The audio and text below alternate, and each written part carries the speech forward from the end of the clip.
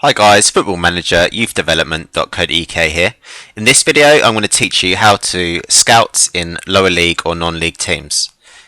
So the first thing to think about when setting this process up, we need to firstly think about the type of players you're going to be looking to sign for non-league or lower league teams. So as you can see here in this Oxford playthrough that I'm currently playing, all I've managed to sign is players on loan and free transfers. Now this is likely to be the case about 99% of the time in lower league football. You're not likely to have much money for transfers and things like this. So all you're going to be looking for is loan players and free transfers.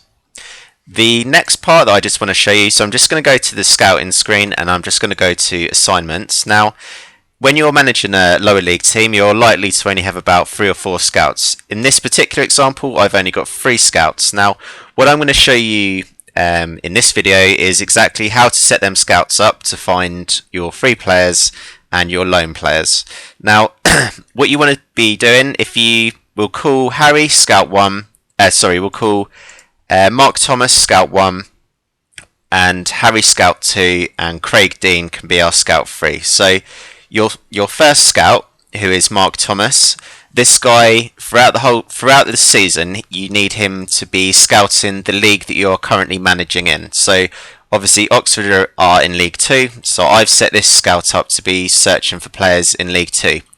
Now the reason I'm doing this, if you go to details, what I'm searching for here is any player who can play in League 2 or is currently playing in League 2 and has good enough current ability to do a job in the league that I'm currently playing in. So with this in mind, if I go to the reports, and what we're looking at here, we're looking at a bunch of players. I'm just going to take off the unrealistic ones as well. We're basically looking at a bunch of players here who are currently playing in League 2, who have got very, very good current ability for the league. So you know that you can sign these players and they will definitely do a job for you as soon as they come into your team. Now, what you can also do with this, as I said, we are looking for players on a free transfer as well. So if we take, say, this guy, just as an example, I've just sorted this by current ability. So this guy, James Rowe, he's currently playing for Tranmere, who are in League 2. And yeah, this guy's contract is expiring at the end of the season. He's 23 years old, very, very good little player.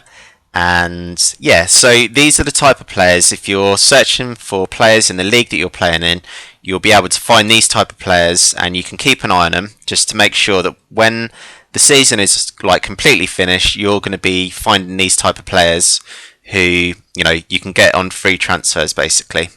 And yeah, that's basically what you're going to be wanting to do with your first scout. So your first scout is going to be searching for players throughout the season in your league. When you're not playing during your league, so when the league is finished, right up to the first league game of the season, it's a good idea to have him searching for either players on loan or free players. So either or really, it really doesn't matter. So with that in mind as well, so if we take a look, sorry, I'll just sort this out. If we take a look at, say, Harry and Craig. Now I said that Harry can be classed as scout number 2. What you need to be doing here, from the end of the season right up to the January transfer window, you want both of scouts 2 and 3. You want them scouting for players who are available on loan and available on a free transfer. Now the reason you want to be doing this from the end of the season up to the end of the January transfer window is because they're obviously really, really good times to be searching for players that are available on free and for searching for players who, you know, that you can try and look to bring on loan. Now when you get to the end of the January transfer window, so when it gets to the 1st of February, what you want to do is switch both scouts 2 and 3 onto looking for players who are coming to the end of their contract. Now this is obviously, you know, it's quite obvious. You want to be looking for players who are likely to be going on to the free transfer list and will be available for like free transfers and things like this. So I'll have a look at the reports that this scout Craig Dean has found. So obviously I've currently got him looking for players whose contracts are going to be running out in the summer. So if I take a look, so again this is sorted by current ability. And if I take a look at this player at random, so David McAllister, really good little player for League 2. He'd be absolutely perfect for my team. And yeah, 26 years old. This guy's contract will be more than likely expiring at the end of the season. And obviously this is the type of player that I'm going to be wanting to keep my eye on whilst I'm managing in like a lower league or non-league team.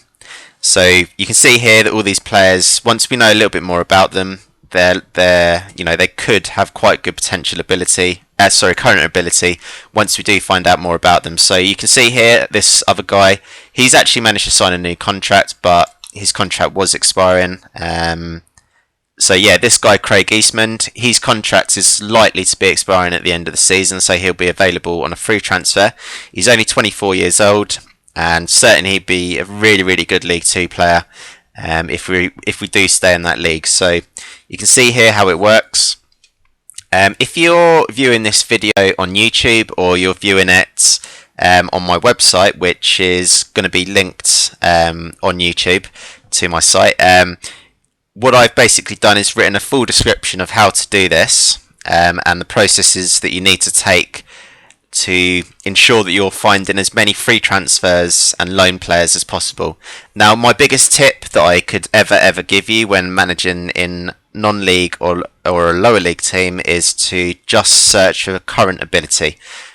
The worst thing that you can do when you're managing a non-league team is to search by potential, simply because if you're playing in the Conference South and you find a player who's good enough for League 2, for example, by the time you actually get up to League 2, it might be that the kid has not actually got to that full potential of being a League 2 player, or he might not actually be good enough to play in League 2 if you've kind of like rocketed through the leagues quite quickly. Now, if you're just finding players that have got very good current ability, what you're going to be doing is just ensuring that you're making that your first team is as good as it can be to ensure that you can get promoted as quickly as possible. So you need to just be searching for players based upon current ability only, and obviously if you just get players good enough current ability, and yeah, you can kind of like grow them basically. So if we take this guy as an example,